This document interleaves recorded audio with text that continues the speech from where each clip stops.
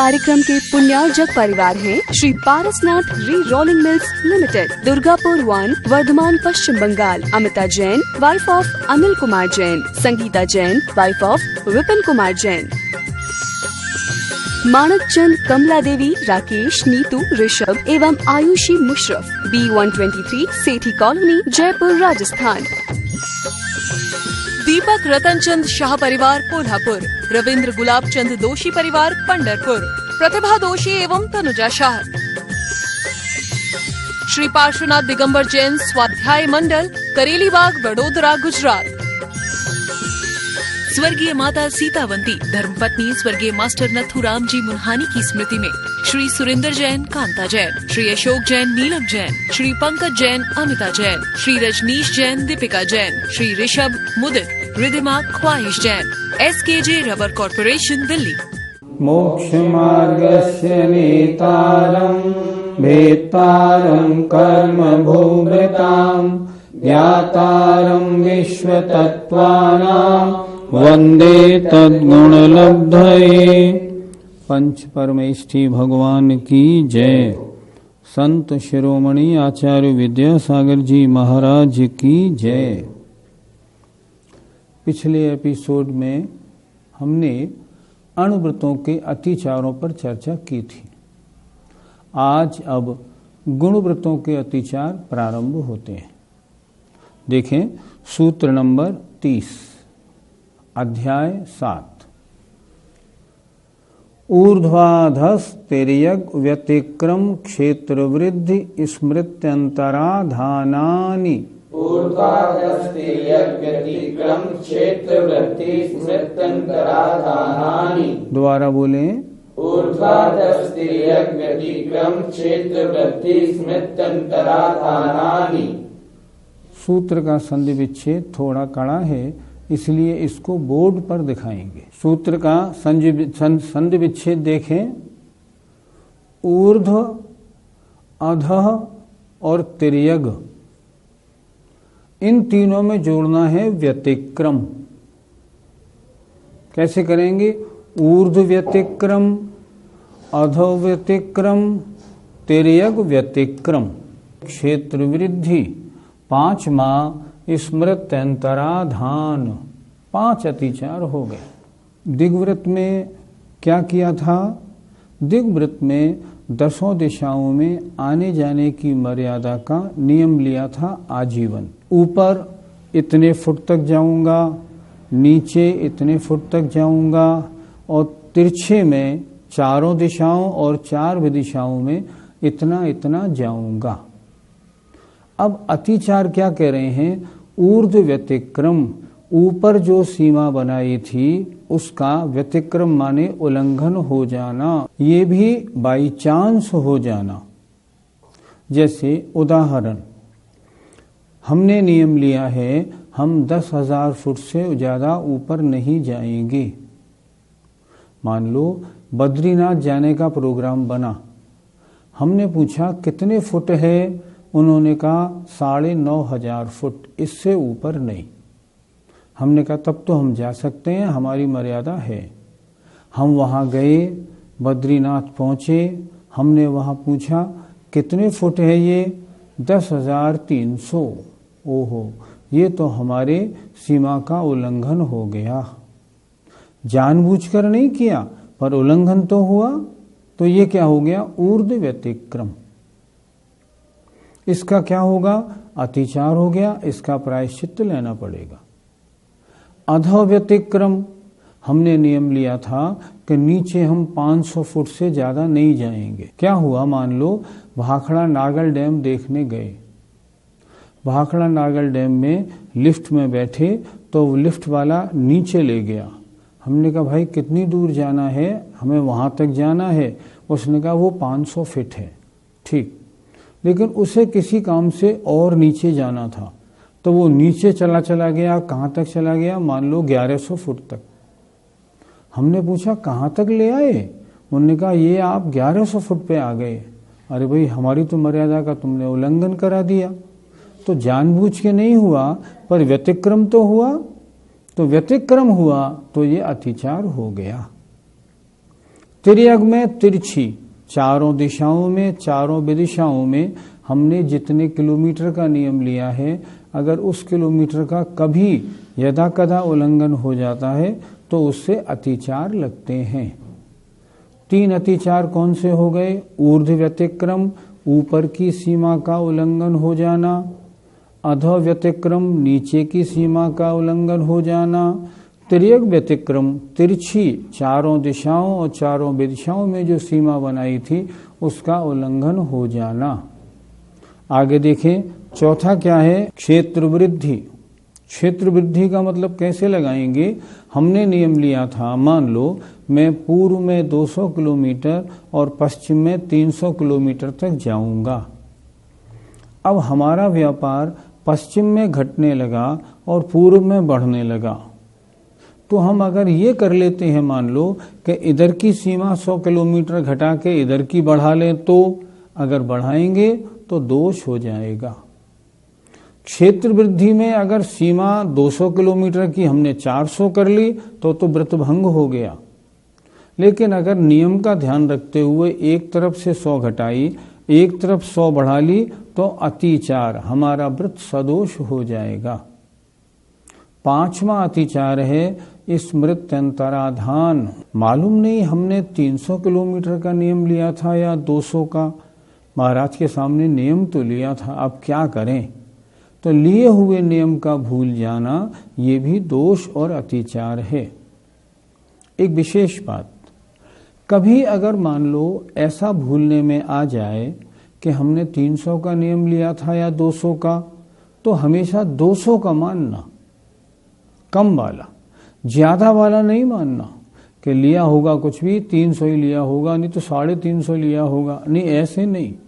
अगर ऐसा करेंगे तो व्रत का उल्लंघन हो जाएगा। इसलिए अगर याद में 2 आए, 200 और 300, तो 200 वाला मानना, ताकि अपना आने जाने का और कार्य संकुचित हो जाए, दिग्व्रत का पालन अच्छी तरह से हो।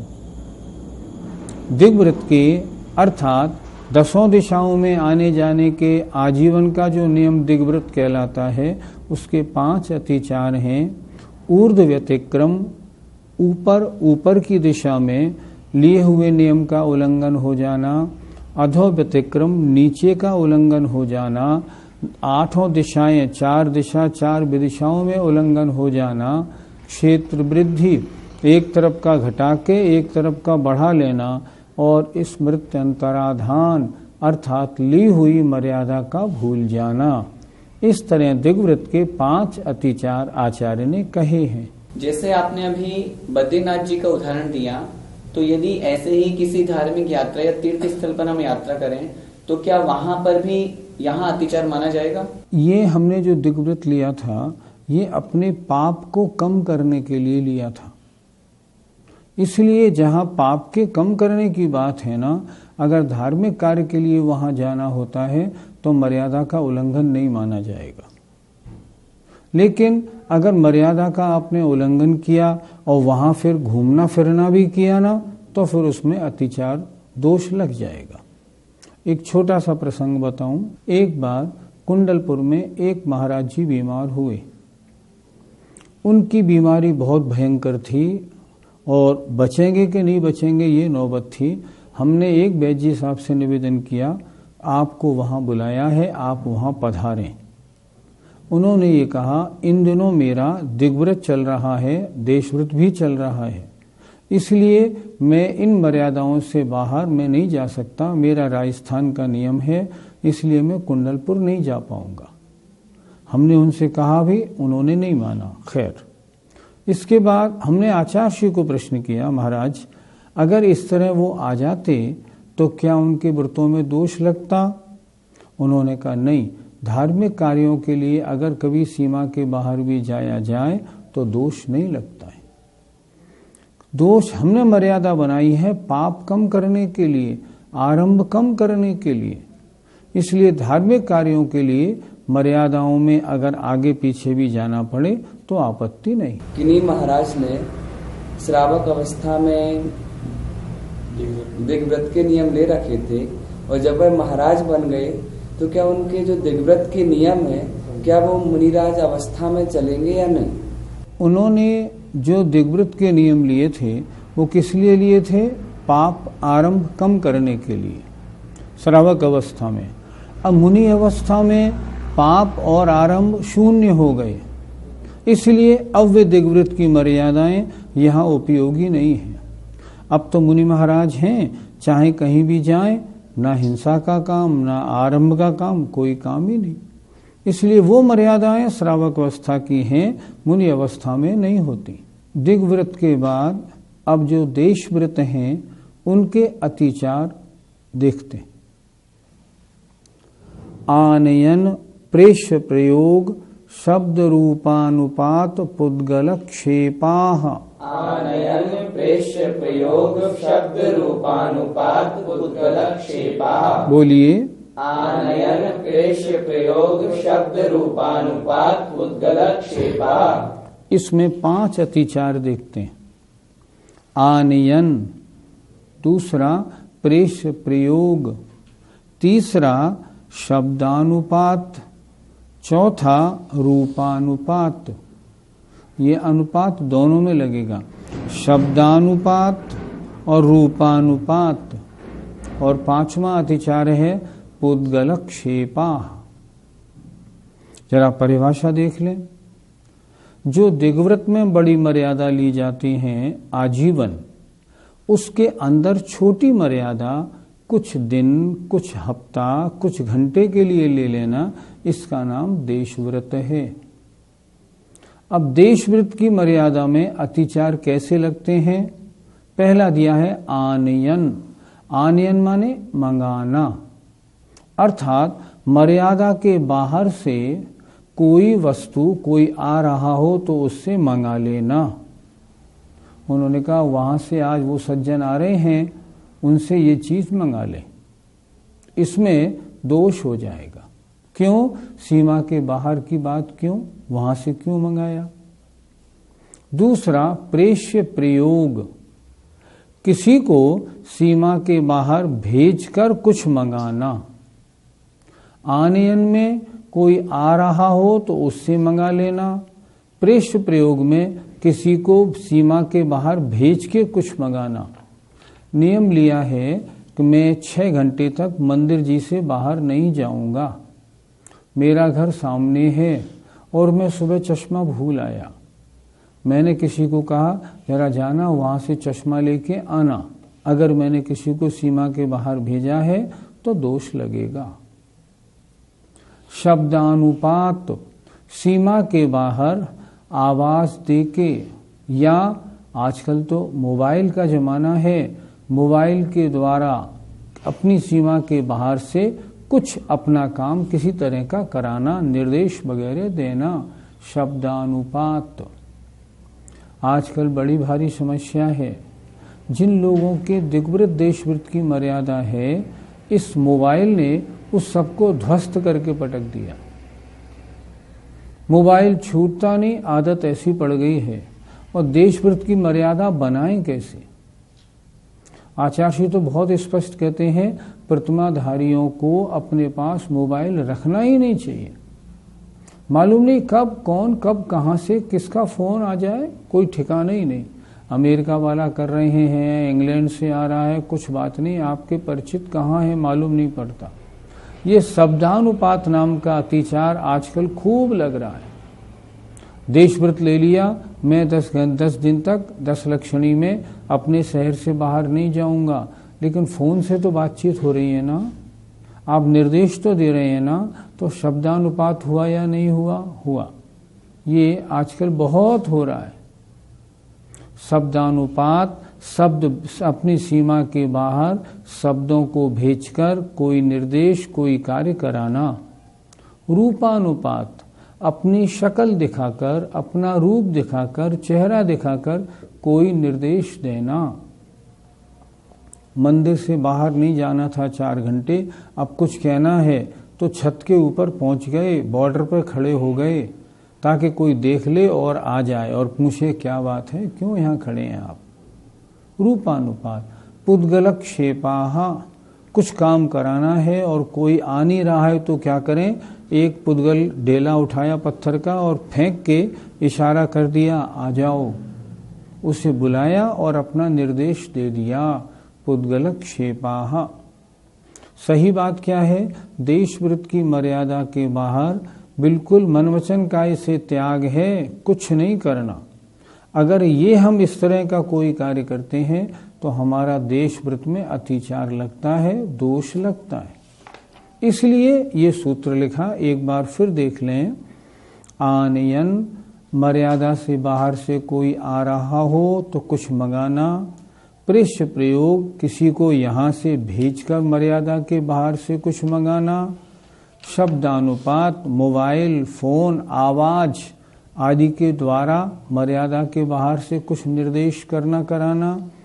शब्दानुपात, रूपानुपात, रूपानुपात अपना चेहरा दिखाकर, और पुद्गल क्षेपाः, कोई पत्थर का डेला वगैरह फेंक कर इशारा करना, निर्देश करना, इसका नाम पुद्गल क्षेप नाम का अतिचार है।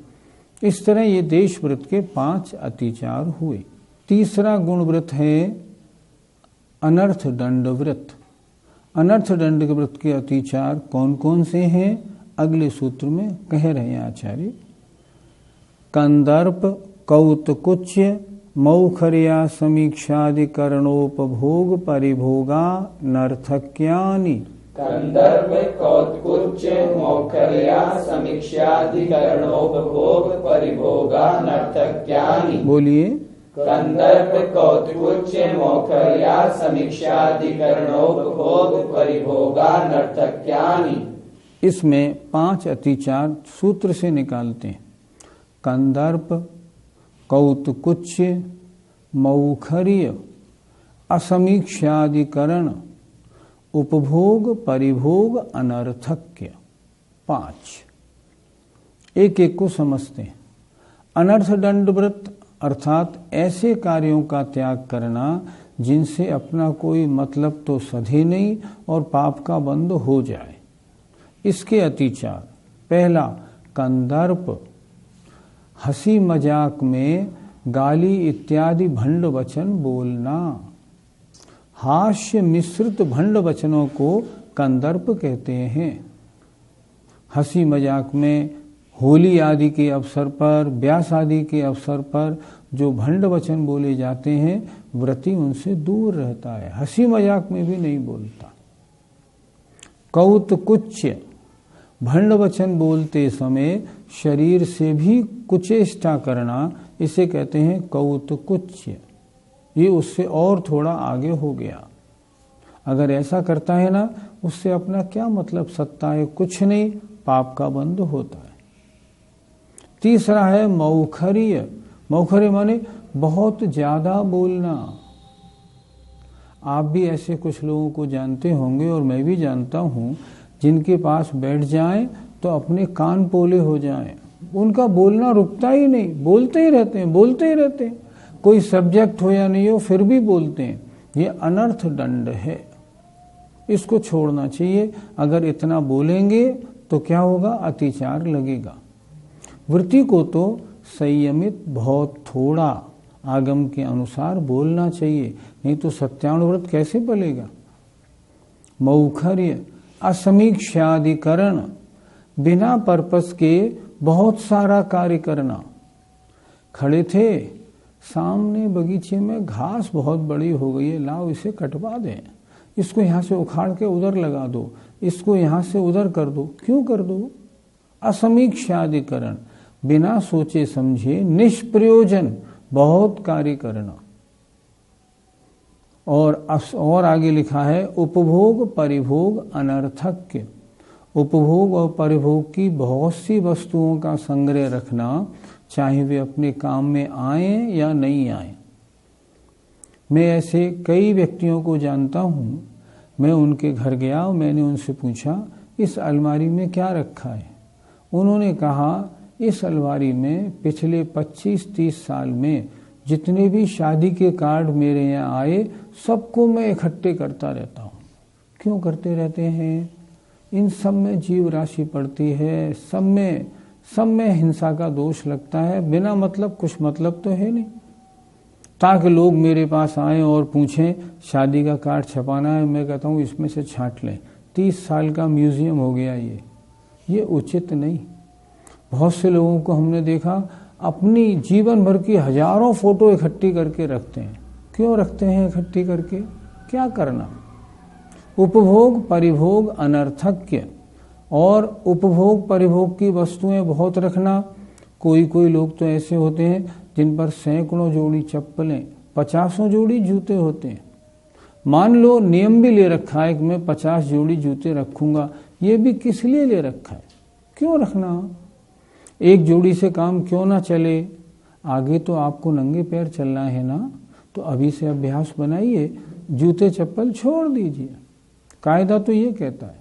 तो उपभोग और परिभोग की वस्तुओं का व्यर्थ संग्रह करना, ये अनर्थ दंड वृत्त के अतिचार हैं। अगर इनको करेंगे ना तो बिना मतलब के हिंसा लगेगी, आपके व्रत में दोष लगेगा। यदि कोई व्यक्ति खड़े होकर फल इत्यादि तोड़े, जैसे किसी व्यक्ति को खड़े होकर कच्चे अमरूद तोड़ने इत्यादि में बहुत मजा आता है, तो उसको कौन सा दोष लगेगा? ये उसका काय संबंधी असमीक्षाधिकरण है, शरीर की फालतू क्रियाएं करना। क्यों करना? जीव हिंसा भी लगेगी, पर्पस कुछ नहीं, तोड़ा और फेंक दिया। काय संबंधी असमीक्षाधिकरण कहा जाएगा। 3 गुणव्रतों के अतिचार, उनकी चर्चाएं हुई।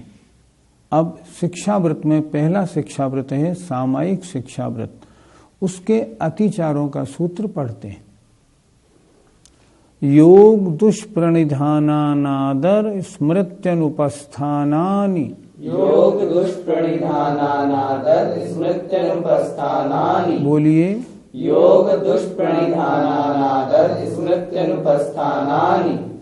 इसमें पहले 5 अतिचार निकालते हैं। योग दुष्प्रणिधान, इसमें 3 हो गए।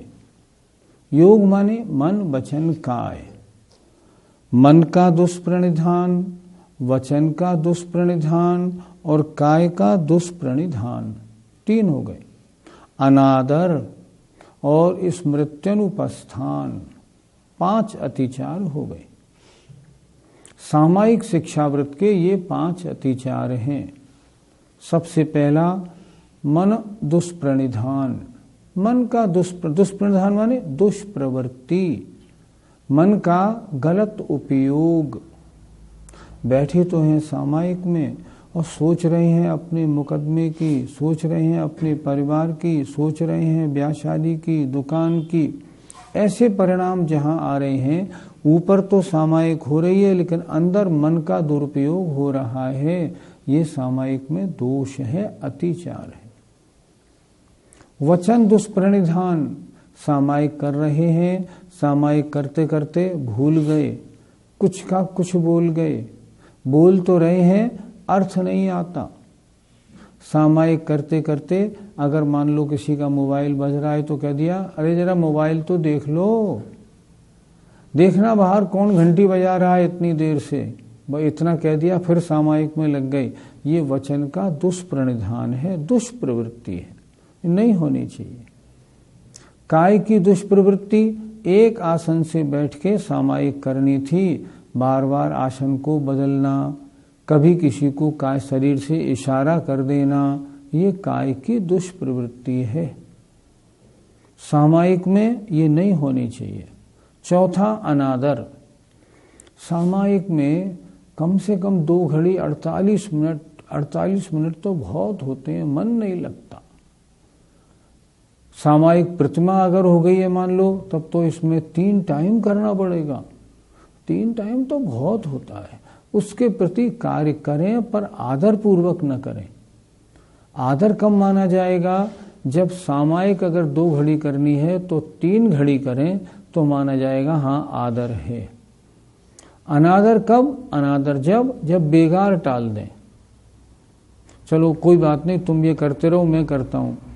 हमने बहुतों को देखा जहां सब चर्चा होती रहती है उसके बीच में वो बैठे रहते हैं और अपनी सामायिक करते रहते हैं। ये अनादर, ये दुरुपयोग। ऐसे थोड़ी होता है।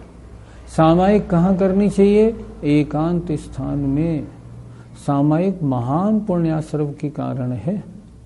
सामायिक एकांत स्थान में होती है, सामायिक करनी है। यहाँ से उठिए, मंदिर में एकांत स्थान में जाइए, जगह का चुनाव करिए, फिर सामायिक करिए। जय जिनेन्द्र। इस कार्यक्रम के पुण्यार्जक परिवार हैं Shri Parasnath re rolling mills limited, Durgapur 1, Bardhaman, Paschim Bangal. Amita Jain, wife of Anil Kumar Jain. Sangeeta Jain, wife of Vipin Kumar Jain. Manak Chand, Kamla Devi, Rakesh, Neetu, Rishabh एवं आयुषी मुशरफ, B123, सेठी कॉलोनी, जयपुर, राजस्थान। दीपक रतन चंद शाह परिवार, कोल्हापुर। रविंद्र गुलाब चंद दोषी परिवार, पंढरपुर। प्रतिभा दोषी एवं तनुजा शाह। श्री पार्श्वनाथ दिगंबर जैन स्वाध्याय मंडल, करेलीबाग, वडोदरा, गुजरात। स्वर्गीय माता सीतावंती, धर्मपत्नी स्वर्गीय मास्टर नथुराम जी मुन्हानी की स्मृति में श्री सुरेंद्र जैन, कांता जैन, श्री अशोक जैन, नीलम जैन, श्री पंकज जैन, अमिता जैन, श्री रजनीश जैन, दीपिका जैन, श्री ऋषभ, मुदित, रिधिमा, ख्वाहिश Jain. SKJ rubber corporation, Delhi.